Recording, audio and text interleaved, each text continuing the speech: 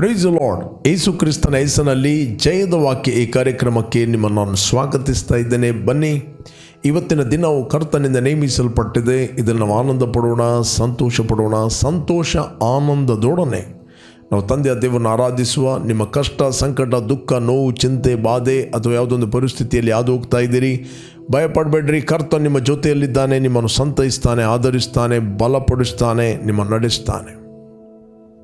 ನಾವು ಮೊದಲು ಆರಾಧನೆ ಮಾಡುವ, ಮತ್ತು ನಾವು ದೇವರ ವಾಕ್ಯವನ್ನು ಧ್ಯಾನ ಮಾಡುವ.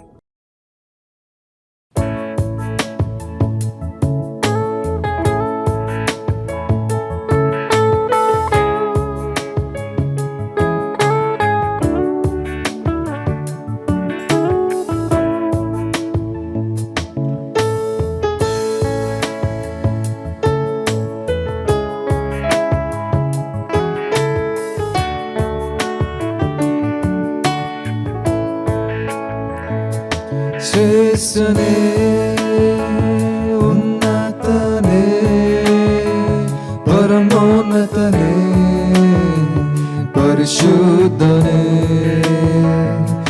ಶ್ರೇಷ್ಠನೇ, ಉನ್ನತನೇ, ಪರಮೋನ್ನತನೇ, ಪರಿಶುದ್ಧನೇ. ಹಲ್ಲೆಲೂಯಾ,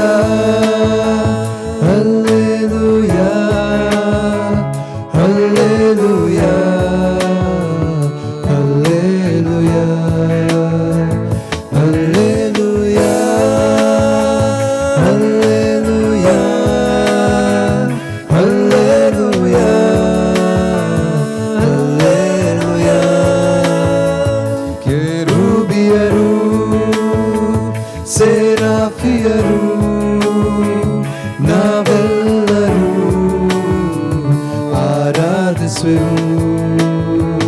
ಕೆರೂಬಿಯರು, ಸೇರಾಫಿಯರು ನಾವೆಲ್ಲರೂ ಆರಾಧಿಸುವೆವು. ಶುದ್ಧನೇ, ಶುದ್ಧನೇ, ಶುದ್ಧನೇ, ಪರಿಶುದ್ಧನೇ. ಶುದ್ಧನೇ, ಶುದ್ಧನೇ, ಶುದ್ಧನೇ, ಪರಿಶುದ್ಧನೇ.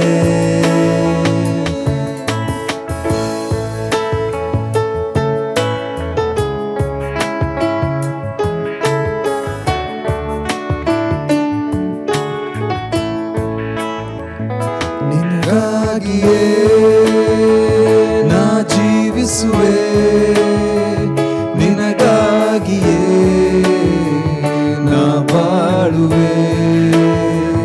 ನಿನಗಾಗಿಯೇ ನಾ ಜೀವಿಸುವೆ, ನಿನಗಾಗಿಯೇ ನಾ ಬಾಳುವೆ. ಯೇಸುವೇ, ಯೇಸುವೇ, ಯೇಸುವೇ, ನನ್ನೇಸುವೇ. ಯೇಸುವೇ, ಯೇಸುವೇ, ಯೇಸುವೇ, ನನ್ನೇಸುವೇ. ಪ್ರೀತಿಯು ಅಪಾರವು, ನಿನ್ ಪ್ರೀತಿಯು ಶ್ರೇಷ್ಠವು. ನಿನ್ ಪ್ರೀತಿಯು ಅಪಾರವು, ನಿನ್ ಪ್ರೀತಿಯು ಶ್ರೇಷ್ಠವು. ತಂದೆ, ತಂದೆ, ತಂದೆ, ನನ್ ತಂದೆ. ತಂದೆ, ತಂದೆ, ತಂದೆ,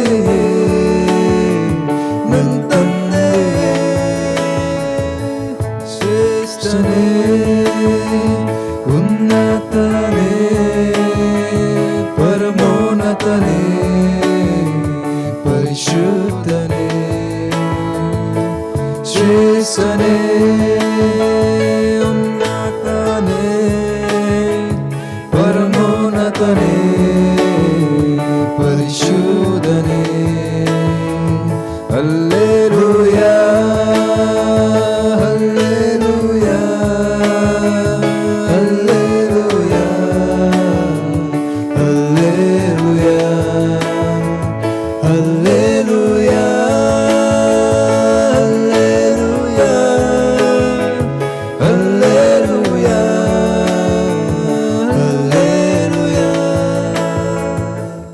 ಪ್ರೈಸ್ ಗಾಡ್.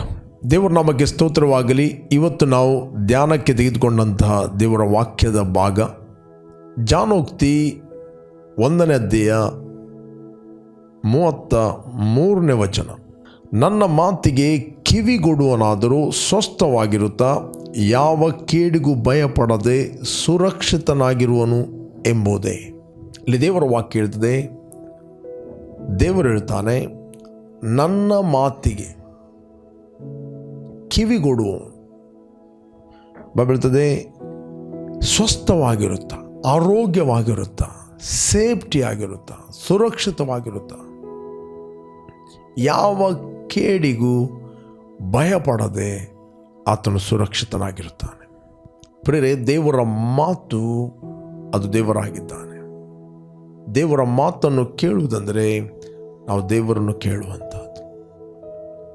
ದೇವರ ಮಾತಿಗೆ ಕಿವಿಗೊಡುವುದಂತ ಹೇಳಿದರೆ ನಮ್ಮಲ್ಲಿ ದೇವರ ಜೀವ, ದೇವರ ಕೃಪೆ ನಮ್ಮ ಆತ್ಮಕ್ಕೆ ಅದು ವರ್ಗಾವಣೆ ಆಗ್ತದೆ.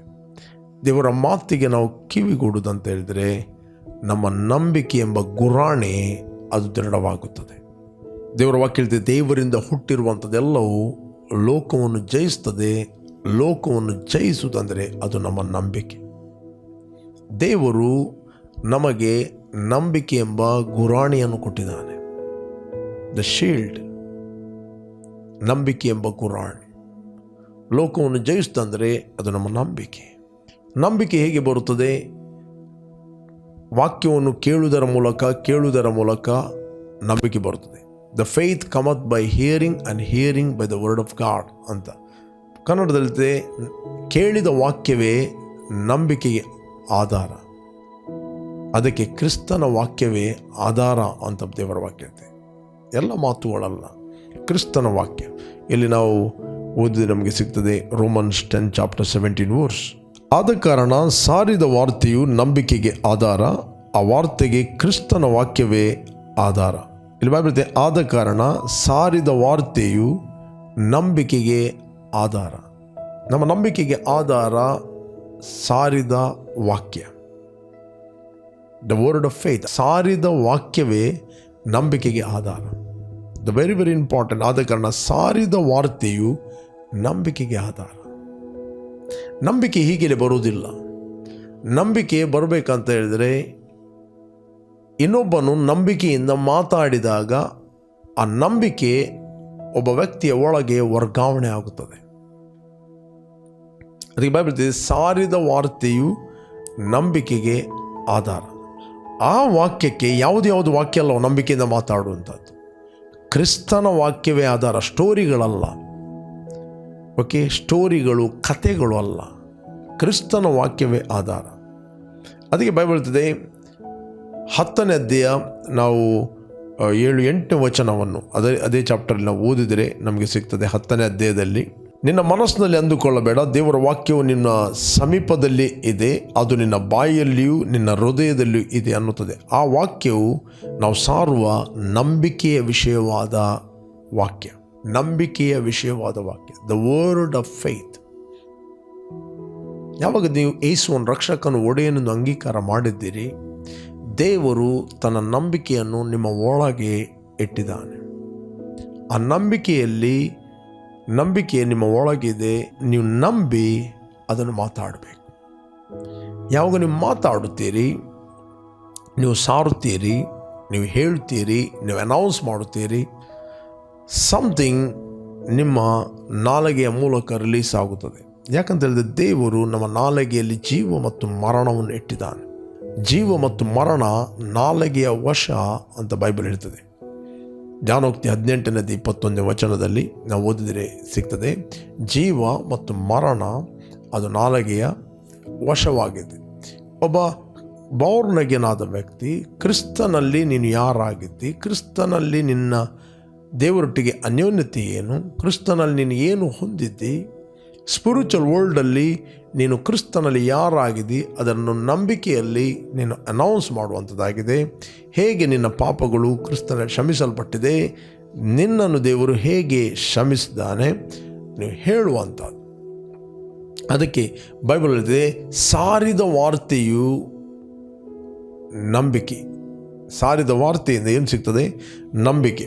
ಇಂಪಾರ್ಟೆಂಟ್ 17ನೇ ವಚನದಲ್ಲಿ ನಾವು ಈಗ ತಾನೇ ಓದಿದೆವು. ಆದ ಕಾರಣ ಸಾರಿದ ವಾರ್ತೆಯು ನಂಬಿಕೆಗೆ ಆಧಾರ, ಆ ವಾರ್ತೆಗೆ ಕ್ರಿಸ್ತನ ವಾಕ್ಯವೇ ಆಧಾರ.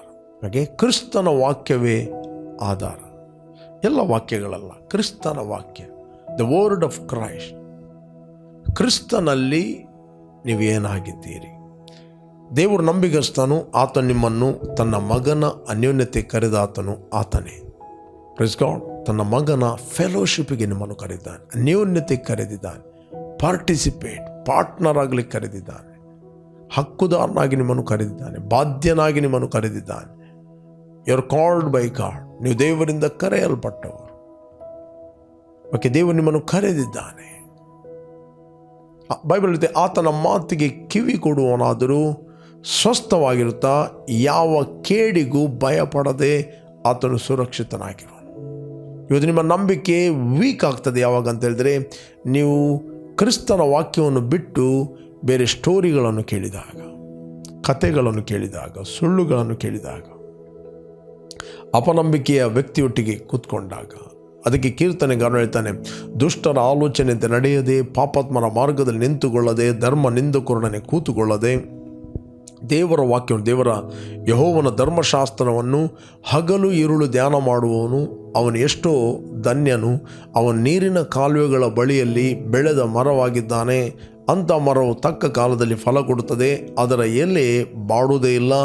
ಅದರಂತೆ ಅವನು ಕೈ ಹಾಕಿದ ಕೆಲಸವು ಅವನಿಗೆ ಸಫಲವಾಗುವುದು. ದುಷ್ಟರು ಹಾಗಲ್ಲ, ಗಾಳಿ ಬಡ್ಕೊಂಡು ಹೋಗುತ್ತಿರುವ ಹೊಟ್ಟಿನಂತಿದ್ದಾರೆ. ಅಂದರೆ ಹೊಟ್ಟು, ಒಂದು ಗಾಳಿ ಬಂತು ಅಂತ ಹೇಳಿದ್ರೆ ರಟ್ಟಿ ಹೋಗ್ತದೆ, ಅದು ಒಂದು ಸಮಸ್ಯೆ ಬಂತು ಅಂತ ಹೇಳಿದ್ರೆ ರಟ್ಟಿ ಹೋಗ್ತದೆ, ಪ್ರಾಬ್ಲಮ್ ಬಂತು ಅಂತ ಹೇಳಿದ್ರೆ ರಟ್ಟಿ ಹೋಗ್ತದೆ. ದುಷ್ಟ ಅಂದರೆ ಯಾರು? ದುಷ್ಟ ಅಂತ ಹೇಳಿದರೆ ದೇವರ ವಾಕ್ಯವನ್ನು ಅಲಕ್ಷ್ಯ ಮಾಡುವ. ಒಂದು ಪೇಯ್ನ್ ಬಂತು, ಒಂದು ಸಮಸ್ಯೆ ಬಂತು, ಒಂದು ಕೇಡು ಬಂತು ಅಂತ ಹೇಳಿದರೆ ಅವರು ರಟ್ಟಿ ಹೋಗ್ತಾರೆ. ಒಂದು ಗಾಳಿ ಬಂತು ಅಂತ ಹೇಳಿದರೆ ಇಲ್ಲ. ದುಷ್ಟರು ಹಾಗಲ್ಲ. ದುಷ್ಟ ಅಂದರೆ ದೇವರ ವಾಕ್ಯವನ್ನು ಅಲಕ್ಷ್ಯ ಮಾಡುವವರು. The reject the God's word. Reject God. ನೀವು ದೇವರ ವಾಕ್ಯವನ್ನು ಅಲಕ್ಷ್ಯ ಮಾಡೋದಂದರೆ ದೇವರನ್ನ ಅಲಕ್ಷ್ಯ ಮಾಡೋದು. ದೇವರ ವಾಕ್ಯವನ್ನು ನೀವು ರಿಜೆಕ್ಟ್ ಮಾಡೋದಂದರೆ ದೇವರನ್ನು ರಿಜೆಕ್ಟ್ ಮಾಡೋದು. ನೀವು ದೇವರ ವಾಕ್ಯವನ್ನು ಹೇಟ್ ಮಾಡೋದು ಅಂತ ಹೇಳಿದರೆ ನೀವು ದೇವರನ್ನು ಹೇಟ್ ಮಾಡೋದು. ನಿಮ್ಗೆ ಗೊತ್ತಿಲ್ಲದ ರೀತಿಯಲ್ಲಿ ದೇವರ ವಾಕ್ಯವನ್ನು ಹೇಟ್ ಮಾಡುವವನು ಒಬ್ಬನು ಮಾತ್ರ, ಆತನು ಸೈತಾನ. ಓಕೆ, ಯಾರು ದುರಾತ್ಮನಿಂದ ಅಪ್ರೆಸ್ ಆಗ್ತಾರೆ ಅವರಿಗೆ ದೇವರ ವಾಕ್ಯ ಹೇಟ್ ಆಗುತ್ತದೆ, ಅವರಿಗೆ ಇರಿಟೇಟ್ ಆಗುತ್ತದೆ.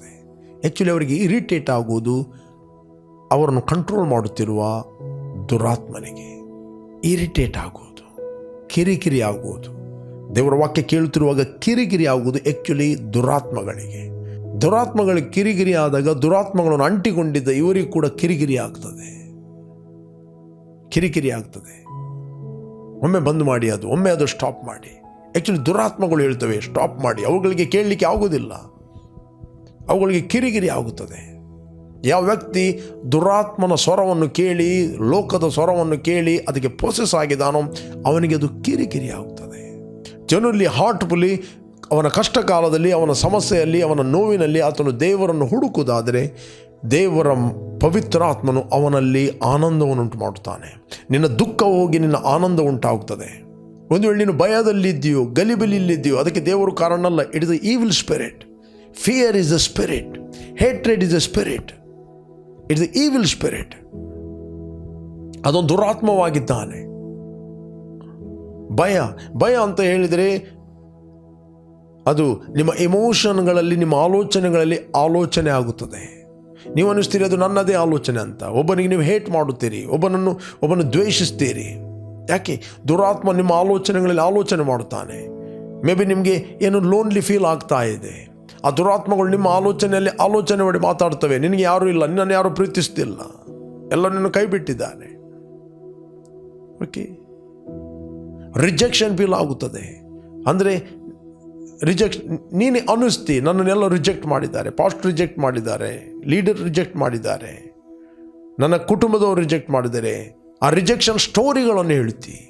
ಆ ಸ್ಟೋರಿಗಳನ್ನು ಕೇಳಿ ಇನ್ನೊಬ್ಬರು ಏನಾಗ್ತಾನೆ, ಇಮೋಷನ್ಲಿ ಆಗುತ್ತಾನೆ. ಒಂದು ವೇಳೆ ದೇವರ ವಾಕ್ಯ ಇರುವುದಾದರೆ ಆತ ನಿನಗೆ ದೇವರ ವಾಕ್ಯದ ಮೂಲಕ ಕನ್ವಿನ್ಸ್ ಮಾಡುತ್ತಾನೆ. ಅವನಲ್ಲಿ ದೇವರ ವಾಕ್ಯ ಇಲ್ಲ ಅಂತ ಹೇಳಿದರೆ ನಿನ್ನೊಟ್ಟಿಗೆ ಅವನು ಒಂದಾಗುತ್ತಾನೆ. ಅದಕ್ಕೆ ಬೈಬಲ್ ಹೇಳ್ತದೆ, ಜ್ಞಾನಿಯ ಸಹವಾಸಿ ಅವನು ಜ್ಞಾನಿ ಆಗುತ್ತಾನೆ, ಜ್ಞಾನಹೀನನ ಸಹವಾಸ ಅದು ಸಂಕಟ ಅಂತ ಬೈಬಲ್ ಹೇಳ್ತದೆ.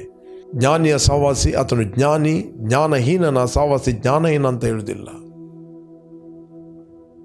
ಸಂಕಟ ಅಂತ ಹೇಳ್ತದೆ, ನಾಶನ ಅಂತ ಹೇಳ್ತದೆ. ಅದಕ್ಕೆ ದೇವರ ವಾಕ್ಯ ಹೇಳ್ತದೆ, ನನ್ನ ಮಾತಿಗಾದರೂ ಕಿವಿ ಕೊಡುವನಾದರೂ ಸುರಕ್ಷಿತವಾಗಿರುತ್ತಾನೆ, ಸ್ವಸ್ಥವಾಗಿರುತ್ತಾನೆ, ಆರೋಗ್ಯವಾಗಿರುತ್ತಾನೆ. ಒಂದು ಕಾಲದಲ್ಲಿ ಯೇಸುವನ್ನು ಅಂಗೀಕಾರ ಮಾಡಿದವರು ನೀವು ಉರಿತಾ ಇದ್ದೀರಿ.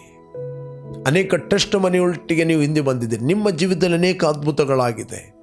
ಯಾರೊಬ್ಬ ನೆಗೆಟಿವ್ ವ್ಯಕ್ತಿ ಸಿಕ್ಕಿದ, ಮೊದಲು ನೀವು ರಿಜೆಕ್ಟ್ ಮಾಡುತ್ತೀರಿ. ಒಂದು 10 ಸರ್ತಿ ಹೇಳಿದಾಗ ಅವನು ಹೇಳಿದ ಸುಳ್ಳು ನಿಮಗೆ ಸತ್ಯ ಅಂತ ಮುಂದೆ ಕಾಣ್ತದೆ, ಮತ್ತೆ ಎಸ್ ಅಂತ ಹೇಳ್ತೀರಿ ನೀವು. ಅದಕ್ಕೆ ಅವನ ಸುಳ್ಳು ನಿಮಗೆ ಸತ್ಯವಾಗಿ ಪರಿವರ್ತನೆಗೊಳ್ಳುತ್ತದೆ. ಯಾಕೆ? ಡಿಸರ್ಮೆಂಟ್ ಇಲ್ಲ.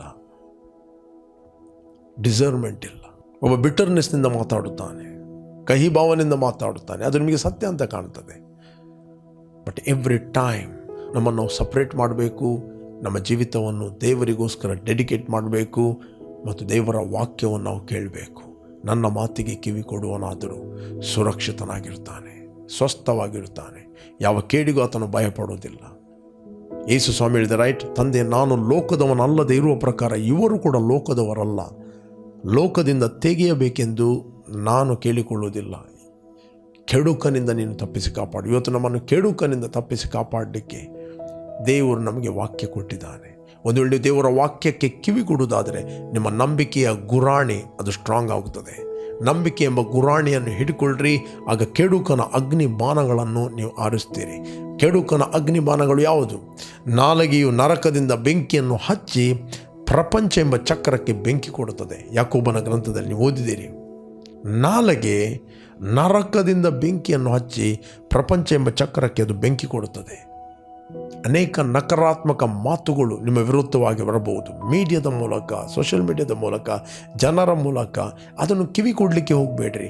ಅದಕ್ಕೆ ಕಿವಿಗೊಟ್ಟು ನಿಮ್ಮ ಆತ್ಮಿಕ ಮನುಷ್ಯನನ್ನು ಡಲ್ ಮಾಡಬೇಡ್ರಿ. ಅದರ ಬದಲು ದೇವರ ವಾಕ್ಯ ಎಂಬ ಗುರಾಣಿಯನ್ನು, ನಂಬಿಕೆ ಎಂಬ ಗುರಾಣಿಯನ್ನು ಹಿಡಿದು ಮಾತಾಡಿ. ನನಗೆ ವಿರುದ್ಧವಾಗಿ ಕಲ್ಪನೆ ಮಾಡಿದ ಯಾವ ಆಯುಧವು ಜಯಿಸುವುದಿಲ್ಲ, ಎಲ್ಲ ನಾಲಿಗೆಗಳನ್ನು ನಾನು ದೋಷಿ ಎಂದು ಖಂಡಿಸ್ತೇನೆ. ಉಪದ್ರವವು ನನ್ನ ಗುಡಾರದ ಬಳಿಗೆ ಬರುವುದೇ ಇಲ್ಲ. ಪರಮಾತ್ಮನ ನಿವಾಸ ಸ್ಥಾನ ಮಾಡಿಕೊಂಡಿದ್ದೇನಲ್ಲ, ಯಾವ ಕೇಡು ನನಗೆ ಸಂಭವಿಸಿತು? ರೈಟ್, ಯಾವ ಕೇಡು ನನಗೆ ಸಂಭವಿಸದು? ಯಾವ ಕೇಡು ನಿನಗೆ ಸಂಭವಿಸಿತು? ಪರಮಾತ್ಮನ ನಿವಾಸ ಸ್ಥಾನ ಮಾಡಿಕೊಂಡಿದೆಯಲ್ಲ, ಯಾವ ಕೇಡು ನಿನಗೆ ಸಂಭವಿಸ್ತಿಲ್ಲ. ನಾನು ಯೆಹೋವನು, ನೀನೇ ನನ್ನ ಕೋಟೆ, ನನ್ನ ದುರ್ಗ, ನನ್ನ ಭರವಸೆಯುಟ್ಟ ದೇವರೆಂದು ಹೇಳುವೆನು. ಆತನ ಸತ್ಯತೆ ನನಗೆ ಕೇಡಿಯೂ ಗುರಾಣಿಯೂ ಆಗಿದೆ. His truth, shield and buckler for me. ಪ್ರೇರೆ, ಹೆಚ್ಚಾಗಿ ದೇವರ ವಾಕ್ಯವನ್ನು ಕೇಳ್ರಿ. ದೇವರ ವಾಕ್ಯವನ್ನು ಸ್ಟೋರಿಗಳನ್ನು ಕೇಳಬೇಡ್ರಿ, ಎಲ್ಲವನ್ನು ಕೇಳಬೇಡ್ರಿ. ಸಾರಿದ ವಾಕ್ಯವು ನಂಬಿಕೆಗೆ ಆಧಾರ. ಕ್ರಿಸ್ತನ ವಾಕ್ಯವೇ ಅದಕ್ಕೆ ಆಧಾರ. ಆ ವಾಕ್ಯಕ್ಕೆ ಕ್ರಿಸ್ತನ ವಾಕ್ಯವೇ ಆಧಾರ. ಎಲ್ಲ ವಾಕ್ಯಗಳಲ್ಲ, ಕ್ರಿಸ್ತನ ವಾಕ್ಯ. The word of Christ, not word of Moses, the word of Christ. ಮೋಶೆ ಏನೇ ಮಾತಾಡಿದ ಅದು ಕ್ರಿಸ್ತನ ಬಗ್ಗೆ ಮಾತಾಡಿದ. ಕ್ರಿಸ್ತನಲ್ಲಿ ಎಲ್ಲ ವಾಗ್ದಾನಗಳು ಇವತ್ತು ಮೋಶೆಯ ಮೂಲಕ ಮಾಡಿದ್ದು, ಪ್ರವಾದಿಗಳ ಮೂಲಕ ಮಾಡಿದ್ದು, ಎಲ್ಲ ವಾಗ್ದಾನಗಳು ಇವತ್ತು ಕ್ರಿಸ್ತನಲ್ಲಿ ನೆರವೇರಿದೆ. ಇವತ್ತು ಯೇಸು ಕ್ರಿಸ್ತ ನೀವು ಅಂಗೀಕಾರ ಮಾಡಿದಾಗ ನಿಮ್ಮ ಹಳೆಯ ಮನುಷ್ಯನು ಕ್ರೂಜಿಗೆ ಹೋಗಿದ್ದಾನೆ, ಹಳೆಯ ಮನುಷ್ಯನು ಸತ್ತಿದ್ದಾನೆ, ಹಳೆಯ ಮನುಷ್ಯನು ಹೂಣಲ್ಪಟ್ಟಿದ್ದಾನೆ. ನೀವು ಕ್ರಿಸ್ತನಲ್ಲಿ ಹೊಸಬರಾಗಿ ಎದ್ದಿದ್ದೀರಿ. ತಂದೆಯ ಮಹಿಮೆಯೊಡನೆ ಎದ್ದಿದ್ದೀರಿ. ಆರೋಗ್ಯದಲ್ಲಿ ನೀವು ಎದ್ದಿದ್ದೀರಿ, ಸಮೃದ್ಧಿಯಲ್ಲಿ ನೀವು ಎದ್ದಿದ್ದೀರಿ, ಜಯದಲ್ಲಿ ನೀವು ಎದ್ದಿದ್ದೀರಿ. Praise God. ಕೊರತೆ ನಿಮ್ಮನ್ನು ಆಳಲಿಕ್ಕೆ ಆಗುವುದಿಲ್ಲ, ಸಮಸ್ಯೆ ನಿಮ್ಮನ್ನು ಆಳಲಿಕ್ಕೆ ಆಗುವುದಿಲ್ಲ, ಬಡತನವು ನಿಮ್ಮನ್ನು ಆಳಲಿಕ್ಕೆ ಆಗುವುದಿಲ್ಲ. Praise God. ವ್ಯಾಧಿಯು ನಿಮ್ಮನ್ನು ಆಳಲಿಕ್ಕೆ ಆಗುವುದಿಲ್ಲ. ನೀವು ಆರೋಗ್ಯದಲ್ಲಿ ನಿತ್ಯತ್ವಕ್ಕೆ ಎದ್ದಿದ್ದೀರಿ, ನೀವು ಆರೋಗ್ಯದಲ್ಲಿ ಜೀವಿಸ್ತೀರಿ. Praise God. ದೇವರ ವಾಕ್ಯಕ್ಕೆ ಕ್ರಿಸ್ತನಲ್ಲಿ ಯಾರಾಗಿದ್ದೀರಿ? ನೀವು ದೇವರ ಮಕ್ಕಳಾಗಿದ್ದೀರಿ. ಈ ಮಾತಿಗೆ ಕಿವಿಗೊಟ್ಟರೆ ನೀವು ಸ್ವಸ್ಥವಾಗಿರುತ್ತಾ ಯಾವ ಕೇಡಿಗೂ ನೀವು ಭಯಪಡೋದು. ನಿಮಗೆ ಗೊತ್ತು ನೀವು ಯಾರಂತ, ನಿಮಗೆ ಗೊತ್ತು ಕ್ರಿಸ್ತನೊಟ್ಟಿಗೆ, ದೇವರೊಟ್ಟಿಗೆ ನಿಮ್ಮ ಏನು ಅನ್ಯೋನ್ಯತೆ ಅಂತ. What the relationship. ಇವತ್ತು ನಮಗೆ ಬಿಡುಗಡೆ ಆಗಬೇಕು ದುರಾತ್ಮಗಳಿಂದ ಅಲ್ಲ, ನಮಗೆ ಬಿಡುಗಡೆ ಆಗಬೇಕು ಅಜ್ಞಾನದಿಂದ. Just shall be delivered through the knowledge ಅಂತ ಬೈಬಲ್ ಹೇಳ್ತದೆ. 11ನೇ ಅಧ್ಯಾಯ 9ನೇ ವಚನ. ಜಾನೋಕ್ತಿ. ನೀತಿವಂತನು ತಿಳುವಳಿಕೆಯಿಂದ ಉದ್ಧಾರನಾಗುವನಂತ ಬೈಬಲ್ ಹೇಳ್ತದೆ. ತಿಳುವಳಿಕೆಯಿಂದ ಆತನು ಉದ್ಧಾರ ಆಗ್ತಾನೆ. ದೇವರ ವಾಕ್ಯದಿಂದ ಒಬ್ಬ ವ್ಯಕ್ತಿ ಉದ್ಧಾರ ಆಗ್ತಾನೆ. ನೀವು ಕ್ರಿಸ್ತನೊಡನೆ ಎದ್ದಾಗ ನೀವು ನಿತ್ಯತ್ವಕ್ಕೆ ಎದ್ದಿದ್ದೀರಿ. ಆರೋಗ್ಯದಲ್ಲಿ ನೀವು ನಿತ್ಯವಾಗಿ ಜೀವಿಸ್ತೀರಿ. ನೀವು ಸಮಾಧಾನದಲ್ಲಿ ಎದ್ದಿದ್ದೀರಿ. ಅದೇ ನಿತ್ಯ ಜೀವ. ಇವತ್ತು ನಮಗೆ ಕ್ರಿಸ್ತನಲ್ಲಿ ಸಿಕ್ಕಿದೆ ನಿತ್ಯ ಜೀವ. ಯಾವುದು? ನಿತ್ಯ ಜೀವ ರೋಗ ಅಲ್ಲ. ನಿತ್ಯ ಜೀವದಲ್ಲಿ ಆರೋಗ್ಯ ಇದೆ. ನಿತ್ಯ ಜೀವ ಬಡತನ ಅಲ್ಲ. ನಿತ್ಯ ಜೀವದಲ್ಲಿ ಸಮೃದ್ಧಿ ಇದೆ. ನಿತ್ಯ ಜೀವ ದಾರಿದ್ರ್ಯತನ ಅಲ್ಲ. ನಿತ್ಯ ಜೀವ ಅಭಿವೃದ್ಧಿಯಾಗಿದೆ. ಕೆಲವರು ಮಾನುಷಿಕ ಬುದ್ಧಿಯಿಂದ ಸುವಾರ್ತೆ ಅಂದರೆ ನಿತ್ಯ ಜೀವ. ನಿತ್ಯ ಜೀವವೇ. ಯೇಸು ಹೇಳಿದ, ಕಳ್ಳನು ಬರ್ತಾನೆ ಕದಿಯಲು, ಕೊಲ್ಲಲು, ನಾಶ ಮಾಡಲು, ಮತ್ತೆ ಯಾವುದಕ್ಕೆ ಬರುವುದಿಲ್ಲ. ನಾನಾದರೆ ಅವುಗಳಿಗೆ ಜೀವ ಇರಬೇಕೆಂದು ಬಂದಿರಿ. ಎಂಥ ಜೀವ? ಸಮೃದ್ಧಿಯಾದ ಜೀವ. Okay, what is life and what is death? ಒಬ್ಬನಿಗೆ ಆಕ್ಸಿಡೆಂಟ್ ಆಗ್ತಾ ಇದೆ, ಒಬ್ಬನ ರೋಗದಲ್ಲಿ ಬಿದ್ದಿದ್ದಾನೆ. Killing, stealing, destroying. ಜೀವ ಅಂದರೆ ಏನು? ಒಬ್ಬನ ಆರೋಗ್ಯ ಹೀಲ್ ಆದ, ಅದು ಜೀವ. ಒಂದು ಕುಟುಂಬ ಕಟ್ಟಲ್ಪಡ್ತಾ ಇದೆ, ಅದು ಜೀವ. ಓಕೆ, ಒಬ್ಬನು ಕೈಯಾಗಿದ್ದ ಕೆಲಸವು ಸಫಲ ಆಗ್ತಾ ಇದೆ, ಅದು ಜೀವ. This eternal life. ಅದು ನಿತ್ಯತ್ವದಲ್ಲಿರುವಂಥದ್ದು. ನಾನು ನಿಮಗೆ ಎನ್ಕರೇಜ್ ಮಾಡುತ್ತೇನೆ, ದೇವರ ವಾಕ್ಯವನ್ನು ಕೇಳಬೇಕಾದ ರೀತಿಯಲ್ಲಿ ಕೇಳ್ರಿ. ಸಾರಿದ ವಾಕ್ಯವು ನಂಬಿಕೆಗೆ ಆಧಾರ. ಆ ವಾಕ್ಯಕ್ಕೆ ಕ್ರಿಸ್ತನ ವಾಕ್ಯವೇ ಆಧಾರ. ಎಲ್ಲ ಕ್ರಿಸ್ತನಲ್ಲಿ ನೀನು ಯಾರಾಗಿದ್ದಿ, ಕ್ರಿಸ್ತನಲ್ಲಿ ಏನು ಕೊಡಲ್ಪಟ್ಟಿದೆ, ಕ್ರಿಸ್ತನಲ್ಲಿ ಏನು ಮಾಡಲು ಶಕ್ತನು, ಅದನ್ನು ನಂಬಿಕೆಯ ಮಾತುಗಳನ್ನು ಕೇಳ್ರಿ. ಆ ನಂಬಿಕೆಯನ್ನು ನೀವು ಹೊಂದಿದ ನಂತರ ಅದನ್ನು ಇತರರಿಗೆ ಮಾತಾಡ್ರಿ. ಕ್ರಿಸ್ತನ ವಾಕ್ಯವು ಸಮೃದ್ಧಿಯಾಗಿ ನಿಮ್ಮಲ್ಲಿ ವಾಸ ಮಾಡಲಿ. ಸಕಲ ಜ್ಞಾನದಿಂದ ಕೂಡಿದವರಾಗಿ ಒಬ್ಬರಿಗೊಬ್ಬರು ಉಪದೇಶ ಮಾಡಿರಿ, ಬುದ್ಧಿ ಹೇಳ್ರಿ ಅಂತ ಬೈಬಲ್ ಹೇಳ್ತದೆ. ಕೊಲೋಸ್ಯರಿಗೆ ಬರೆದ 3ನೇ ಅಧ್ಯಾಯ 16ನೇ ವಚನ ಹೇಳ್ತದೆ, ಒಬ್ಬರಿಗೊಬ್ಬರು ಏನು ಹೇಳ್ರಿ? ಬುದ್ಧಿ ಹೇಳ್ರಿ. ಒಬ್ಬನೊಬ್ಬರು ಎನ್ಕರೇಜ್ ಮಾಡಿರಿ, ಒಬ್ಬರೊಬ್ಬರು ಕಟ್ಟಿರಿ. ಒಬ್ಬ ನಂಬಿಕೆಯ ವ್ಯಕ್ತಿ ಮತ್ತೊಬ್ಬ ನಂಬಿಕೆಯ ವ್ಯಕ್ತಿಯನ್ನು ಕಟ್ಟುತ್ತಾನೆ. ಒಬ್ಬ ಡಿಸ್ಕರೇಜ್ ಆದ ವ್ಯಕ್ತಿ ಇನ್ನೊಬ್ಬರನ್ನು ಡಿಸ್ಕರೇಜ್ ಮಾಡುತ್ತಾನೆ. ಒಬ್ಬ ಉತ್ತೇಜನಾದ ವ್ಯಕ್ತಿ ಇನ್ನೊಬ್ಬರನ್ನು ಉತ್ತೇಜನ ಪಡಿಸ್ತಾನೆ. ನಿಮ್ಮ ಲೈಫಲ್ಲಿ ದೇವರು ಸರಿಯಾದ ವ್ಯಕ್ತಿಗಳನ್ನು ಸರಿಯಾದ ಸಮಯದಲ್ಲಿ ಸರಿಯಾದ ಉದ್ದೇಶಕ್ಕೋಸ್ಕರ ನಿಮ್ಮ ಆತ್ಮಿಕ ಜೀವಿತವನ್ನು ಅಭಿವೃದ್ಧಿಪಡಿಸೋಗೋಸ್ಕರ ದೇವರು ನೇಮಿಸಿದ್ದಾನೆ. ನೀವು ಪ್ರಾರ್ಥನೆ ಮಾಡಿದಾಗ ಅಂಥ ವ್ಯಕ್ತಿಗಳೇ ನಿಮ್ಮ ಜೀವಿತದಲ್ಲಿ ಕನೆಕ್ಟ್ ಆಗುತ್ತಾರೆ, ಬರುತ್ತಾರೆ, ನಿಮ್ಮನ್ನು ಉತ್ತೇಜನ ಪಡಿಸ್ತಾರೆ, ನಿಮ್ಮನ್ನು ಬಲಪಡಿಸ್ತಾರೆ. Okay, you will never be the same. ನಾನು ನಿಮ್ಗೆ ಎನ್ಕರೇಜ್ ಮಾಡ್ತೇನೆ, ಇಷ್ಟರವರೆಗೆ ನೀವು ಯೇಸುವನ್ನು ರಕ್ಷಕನ ಒಡೆಯನೆಂದು ನೀವು ಅಂಗೀಕಾರ ಮಾಡದಿದ್ದರೆ, this the right time. Call Jesus in your heart. ನಿಮ್ಮ ಹೃದಯದಲ್ಲಿ ನೀವು ಕರೆಯಿರಿ. ನೀವಿದ್ದ ಹಾಗೆ ಇರುವುದಿಲ್ಲ. Will pray for you. ನಾನು ನಿಮಗೋಸ್ಕರ ಪ್ರಾರ್ಥನೆ ಮಾಡುತ್ತೇನೆ. ಕರ್ತ ನಿಮ್ಮ ಜೊತೆಯಲ್ಲಿದ್ದಾನೆ. ಕರ್ತ ನಿಮ್ಮನ್ನು ಸಂತೈಸ್ತಾನೆ. ಕರ್ತ ನಿಮ್ಮನ್ನು ಆಧರಿಸ್ತಾನೆ. ಓಕೆ, ಒಂದು ವೇಳೆ ನೀವು ಯೇಸುವನ್ನು ರಕ್ಷಕನ ಒಡೆಯನೆಂದು ಅಂಗೀಕಾರ ಮಾಡದಿದ್ದರೆ ನನ್ನೊಟ್ಟಿಗೆ ಪ್ರಾರ್ಥನೆ ಮಾಡಿರಿ. Thank you Lord. ಭೂಮಿ ಆಕಾಶಗಳನ್ನು ಉಂಟು ಮಾಡಿದ ಸರ್ವಶಕ್ತನಾದ ತಂದೆ, ಯೇಸುವಿನ ನಾಮದಲ್ಲಿ ನಾವು ನಿನ್ನ ಸನ್ನಿಧಿಯಲ್ಲಿದ್ದೇವೆ. ನಿನ್ನ ಸುರಿಸಿದ ರಕ್ತದ ಮೂಲಕ ನಮ್ಮ ಅಪರಾಧಗಳು ಪರಿಹಾರವಾಗಿ ನಮಗೆ ಬಿಡುಗಡೆ ಆಯಿತು. ನಿನ್ನ ವಾಗ್ದಾನ ಮಾಡಿದ ಪವಿತ್ರಾತ್ಮ ವರವನ್ನು ನಂಬಿಕೆಯ ಮೂಲಕ ನಾವು ಹೊಂದುತ್ತೇವೆ. We thank you Holy Spirit. Thank you Lord a grace and thank you Lord a favour of God. ತಂದೆ, ನಾನು ಪ್ರಾರ್ಥನೆ ಮಾಡ್ತಾ ಇದ್ದೇನೆ. ಯಾರು ವಾಕ್ಯವನ್ನು ಕೇಳ್ತಾ ಇದ್ದಾರೆ, ಇವತ್ತಿನ ವಾಕ್ಯದಲ್ಲಿ ಮಾತಾಡಿದ್ದೀನಿ, ನನ್ನ ಮಾತಿಗೆ ಕಿವಿ ಕೊಡುವನಾದರೂ ಸುರಕ್ಷಿತವಾಗಿರುತ್ತ, ಯಾವ ಕೇಡಿಗೂ ಭಯಪಡದೆ ಆತನು ಸುಕ್ಷೇಮವಾಗಿರುತ್ತಾನೆ ಅಂತ ವಾಕ್ಯ ಹೇಳ್ತದೆ. ನನ್ನ ಮಾತಿಗೆ ಕಿವಿ ಕೊಡುವನು ಯಾವ ಕೇಡಿಗೂ ಭಯಪಡುವುದಿಲ್ಲ, ಅವನು ಸುರಕ್ಷಿತವಾಗಿರುತ್ತಾನೆ, ಸ್ವಸ್ಥವಾಗಿರುತ್ತಾನೆ ಅಂತ ವಾಕ್ಯ ಹೇಳ್ತದೆ. ಯಾವಾಗಲೂ ವಾಕ್ಯವನ್ನು ನಾವು ಕೇಳುವರಾಗಿದ್ದೇವೆ, ವಾಕ್ಯದಲ್ಲಿ ನಾವು ನಡೆಯುವರಾಗಿದ್ದೇವೆ. ಯೇಸು ನಾಮದಲ್ಲಿ ತಂದೆ, amen, amen. Praise God. Okay, ಯಾರು ನೀವು ಬರ್ತ್ಡೇ ಮತ್ತು ವೆಡ್ಡಿಂಗ್ ಆ್ಯನಿವರ್ಸರಿಯನ್ನು ಸೆಲೆಬ್ರೇಟ್ ಮಾಡ್ತಾ ಇದ್ದೀರಿ, ನಿಮಗೋಸ್ಕರ ನಾವು ಪ್ರಾರ್ಥನೆ ಮಾಡ್ತೇವೆ. Blessed happy birthday and blessed happy wedding anniversary. ತಂದೆ, ಯಾರು ಬರ್ತ್ಡೇ ಮತ್ತು ವೆಡ್ಡಿಂಗ್ ಆ್ಯನಿವರ್ಸರಿಯನ್ನು ಸೆಲೆಬ್ರೇಟ್ ಮಾಡ್ತಾ ಇದ್ದರು, ಇವರಿಗೋಸ್ಕರ ನಾವು ಪ್ರಾರ್ಥನೆ ಮಾಡ್ತೇವೆ. ಇವರು ಫ್ರೂಟ್ಫುಲ್ ಆಗಲಿ, ಬ್ಲೆಸ್ ಆಗಲಿ. ಕೆಡುಕನ ಎಲ್ಲ ಕೈಗಳಿಂದ ಇವರನ್ನು ತಪ್ಪಿಸಿ ಕಾಪಾಡಬೇಕಾಗಿ ನಾವು ಪ್ರಾರ್ಥಿಸ್ತೇನೆ. You release the anointing, your grace and favour and protection of God in Jesus name, amen. ಜಯದ ವಾಕ್ಯ ಈ ಕಾರ್ಯಕ್ರಮವನ್ನು ಪ್ರತಿದಿನ ಬೆಳಿಗ್ಗೆ ಬಿಗ್ ಜೆ ಟಿವಿಯಲ್ಲಿ 7 ಗಂಟೆಯಿಂದ 7:30ಕ್ಕೆ ನೀವು ವೀಕ್ಷಿಸಿರಿ. 7:30ರಿಂದ 8 ಗಂಟೆ ಇದೇ ಕಾರ್ಯಕ್ರಮ ರಿಪೀಟ್ ಆಗಿ ನಮ್ಮ ಯೂಟ್ಯೂಬ್ ಚಾನಲ್ ವೀಕ್ಷಿಸ್ಬೋದು. ಸಂಜೆ ಫೇಸ್ಬುಕ್ ಮತ್ತು ಯೂಟ್ಯೂಬಲ್ಲಿ 7 ಗಂಟೆಯಿಂದ 8 ಗಂಟೆಗೆ ನಮ್ಮೊಟ್ಟಿಗೆ ನೀವು ಜಾಯ್ನ್ ಆಗಿರಿ. ವರ್ಡ್ ಆಫ್ ವಿಕ್ಟ್ರಿ ಯೂಟ್ಯೂಬಲ್ಲಿ ಮತ್ತು ಫೇಸ್ಬುಕ್ಕಲ್ಲಿ ಓಕೆ, ವೆಬ್ಸೈಟ್ ಇದೆ wordofvictory.in ಅಂತ. ಅದರಲ್ಲಿ ಸ್ಪೀಕ್ ಲೈಫ್ ಅಂತ ನೀವು ಕ್ಲಿಕ್ ಮಾಡಿದರೆ ನಿಮಗೆ 4 ಭಾಷೆಯಲ್ಲಿ ಅರಿಕೆ ಸಿಗ್ತದೆ: ಕನ್ನಡ, ಇಂಗ್ಲೀಷ್, ಹಿಂದಿ, ಕೊಂಕಣಿ.